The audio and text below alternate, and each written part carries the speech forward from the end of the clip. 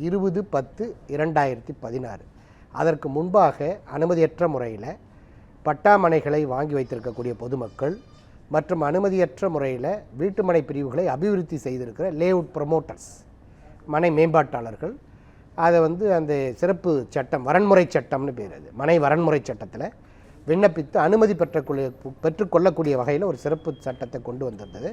அது லாஸ்ட் இயரோட அதனுடைய கால அவகாசம் முடிவுற்ற காரணத்தினால அந்த வாய்ப்புகளை நிறைய பொதுமக்களும் மனை அபிவிருத்தியாளர்களும் தவறவிட்டார்கள். அது குறித்து தமிழக அரசுக்கும் வீட்டு வசதி துறைக்கும் நான் சார்ந்த அகில இந்திய ரியல் எஸ்டேட் கூட்டமைப்பு கோரிக்கை வைத்தது. இன்னும் பல சங்கங்களும் கோரிக்கை வைத்தது.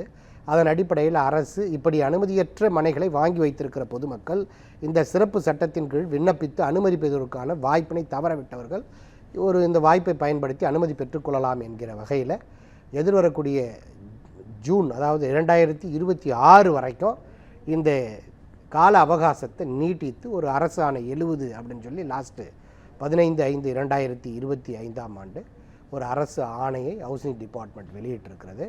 ஸோ இந்த மனை வரன்முறை சட்டத்தின் கீழே அனுமதி இல்லாத வகையில் பட்டாமனைகளை வாங்கி வைத்திருக்கிற பொதுமக்கள் இணையதளம் வாயிலாகவே விண்ணப்பித்து தங்களுடைய மனைகளுக்கான அனுமதியை பெற்றுக்கொள்ளக்கூடிய வகையில் அரசு இந்த சிறப்பு திட்டத்தை கால நீடிப்பு செய்து மீண்டும் நடைமுறைக்கு கொண்டு வந்திருக்கிறது.